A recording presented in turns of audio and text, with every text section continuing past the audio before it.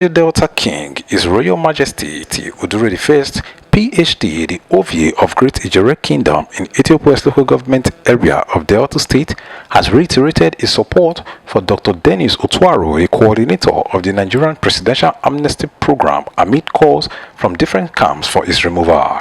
The King, a major promoter of the advancement of Niger Delta, was speaking to newsmen at his palace in Otorejere, where he called on all warring entities to jettison any rancor and join Dr. Otuaro to build the program. For about 16 years or 15 years of the Presidential Amnesty Program existence, no coordinator, I repeat, no coordinator has been as firm, as knowledgeable, as vast as Dr. Dennis Otuaro. I say this with all sense of humility, as someone who was once deeply involved in the struggle of the Niger Delta. The core issues of the struggle of the Niger Delta were the issue of marginalization, the issue of lack of educational institutions where people can go to school, the issue of inclusiveness of our people in national development policies. I played a major role in that struggle.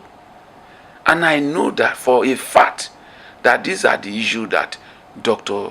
Dennis Otuaro is addressing. Traditional rulers have no issue with him. We are comfortable with what he's doing. He is redirecting the agency. A lot of persons who are talking now, these were people that were receiving fictitious allocations, who have ghost workers. They have been weeded out, and you expect them to be happy. They are fighting for their own survival. It's not as if the coordinator is not trying. He's doing his best, and the best of his best, which the traditional rulers and other leadership across the Niger Delta are happy with. But those whose sources of evil incomes have been blocked, you expect them to be happy. It's just like the issue of Tantita. Tantita has taken out a lot of people from Bonkri, and you expect them to clap for Tantita. That same thing is happening to Amnesty Program. But I keep telling the coordinator, it's only a dead body that does not have a shadow. As much as you are living on planet Earth, you have a shadow. People must fight, but let him keep going. He should just focus on things that he will do that will stand the test of time. And should it be going wrong for any reason, I will not shy away from my responsibility to call him to order. Of course we are watching him.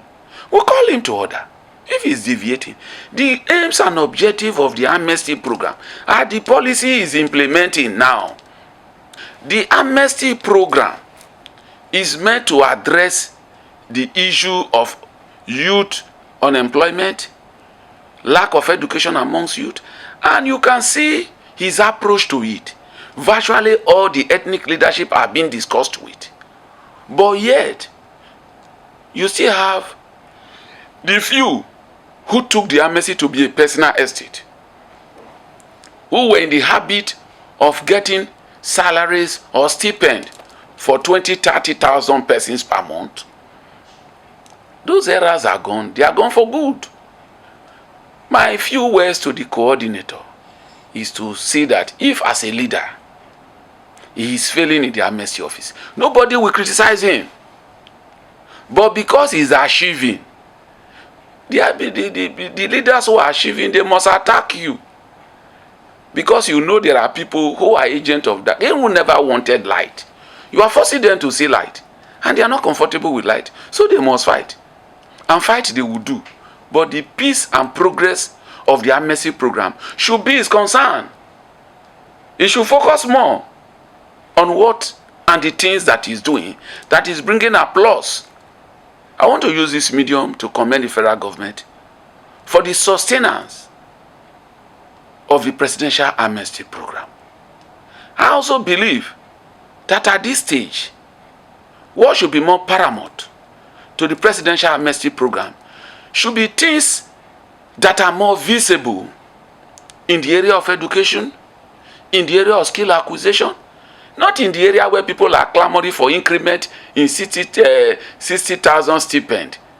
Those are not sustainable things. No matter how many 60,000 that are paid to individual, how long can it be sustained? But a well-trained child can take off from there. Somebody with skill acquisition can take off from there. Women that they are empowered to open market, they can take off from there. But how many 60,000 stipend do you want people to start paying? Since 2009 and 2000 or 2000 and what do you have it? They have been paying some persons.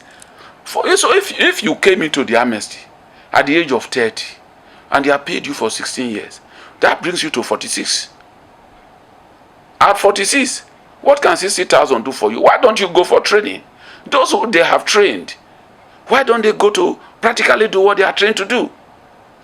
So I want to congratulate Dr. Dennis Otuaro and to assure him that the real institutions are not only with him, we are watching very closely.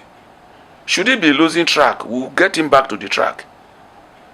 And he should also be encouraged that because he's performing, people must criticize him. He should take the criticism as part of leadership, as a price he has to pay for leadership. I wish him well.